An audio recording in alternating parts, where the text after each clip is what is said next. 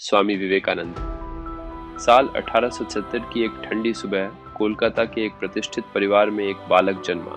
नाम रखा गया नरेंद्र नाथ दत्त। बालक की आंखों में चमक थी, हृदय में जिज्ञासा और मस्तिष्क में अपार ऊर्जा।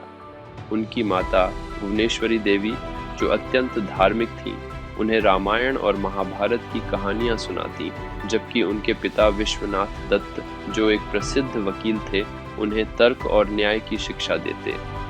इस अनोखे संगम ने नरेंद्र नाथ के व्यक्तित्व को अद्भुत बना दिया, जहां वे आध्यात्मिक भी थे और तार्किक भी। बचपन से ही उनकी बुद्धि असाधारण थी। वे जो भी पढ़ते उसे तुरंत याद कर लेते। एक बार की बात है, जब उनके स्कूल के शिक्षक ने सोचा कि नरेंद्र ने पाठ ठीक से याद नहीं किया और उन्होंने उसे दोबारा पढ़ने को कहा। नरेंद्र ने तुरंत उत्तर दिया, गुरुजी, मैंने पूरा पाठ पहले ही कंठस्थ कर लिया है। आप चाहें तो मुझसे किसी भी पंक्ति का अर्थ पूछ सकते हैं। ये देखकर शिक्षक भी आश्चर्यचकित रह गए। युवावस्था में नरेंद्र नाथ को ईश्वर के अस्तित्व को लेकर गहरी जिज्ञासा थी। वे कई विद्वानों से पूछते, क्या आपने ईश्वर को देखा है? लेकिन कोई संतोषजनक उत्तर नहीं दे पाता। अंततः यह प्रश्न उन्हें दक्षिणेश्वर के संत रामकृष्ण परमहंस के पास ले गया। जब उन्होंने रामकृष्ण से वही प्रश्न किया तो उन्होंने मुस्कुराकर कहा, हाँ, मैंने ईश्वर को देखा है, उतनी ही स्पष्टता से जितनी स्पष्टता से मैं तुम्हें देख रहा हूँ। नरेंद्र इस उत्तर से प्रभावित हुए, लेकिन सहजता से स्वीकार नहीं किया। वे कई महीनों तक परमहंस जी की परीक्षा लेते रहे और अंततः उनकी निष्कलंक भक्ति और आध्यात्मिक ज्ञान से अभिभूत होकर उनके शिष्य बन गए।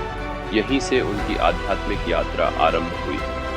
रामकृष्ण के निधन के बाद नरेंद्र ने संन्यास ग्रहण कर लिया और अपना नाम स्वामी विवेकानंद रखा। वे देश भर में घूम घूमकर भारत की वास्तविक स्थिति को समझने लगे। उन्होंने देखा कि भारत में शिक्षा का अभाव है, लोग अंधविश्वास में जकड़े हैं, गरीबी चरम पर है और समाज में असमानता व्याप्त है।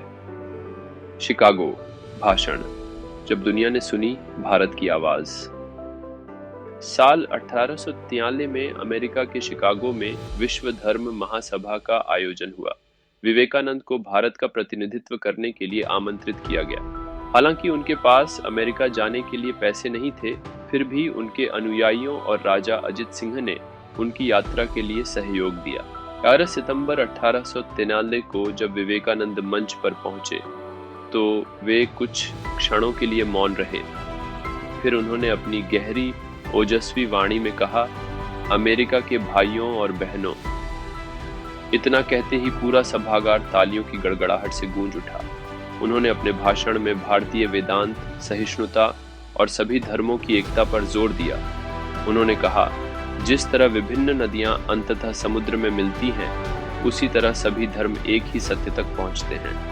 उनका यह भाषण भारत को वैश्विक मंच पर स्थापित करने वाला साबित हुआ। शिकागो में अपार सफलता के बाद वे भारत लौटे और रामकृष्ण मिशन की स्थापना की। यह संस्था समाज सेवा, शिक्षा और गरीबों के उत्थान के लिए समर्पित थी। विवेकानंद मानते थे कि शिक्षा ही समाज में क्रांति ला सकती है। वे कहते थे, यदि तुम मुझसे पूछो कि भारत की सबसे बड़ी समस्या क्या है, तो मैं कहूँगा, शिक्षा की कमी। उन्होंने युवाओं को जागरूक किया और आत्मनिर्भर बनने की प्रेरणा दी। उनके विचारों ने कई स्वतंत्रता सेनानियों को भी प्रेरित किया, जिनमें महात्मा गांधी, सुभाष चंद्र बोस और बाल गंगाधर तिलक प्रमुख थे। स्वामी विवेकानंद ने अपने जीवन में असंख्य लोगों को प्रेरित किया, लेकिन उनका शरीर इस ऊर्जावान आत्मा का अधिक समय तक साथ नहीं दे सका। 4 जुलाई 1902 को मात्र 29 वर्ष की आयु में उन्होंने महासमाधि ले ली। उनका यह कथन आज भी लाखों लोगों को प्रेरित करता है, उठो, जागो और तब तक मत रुको जब तक लक्ष्य प्राप्त न हो जाए। स्वामी विवेकानंद सिर्फ एक सन्यासी नहीं थे, बल्कि वे एक युग प्रवर्तक थे, जिन्होंने न केवल भारत बल्कि पूरी दुनिया को आध्यात्मिकता और ज्ञान का प्रकाश दिया। उनका जीवन बताता है कि यदि कोई व्यक्ति ठान ले तो वह असंभव को भी संभव बना सकता है।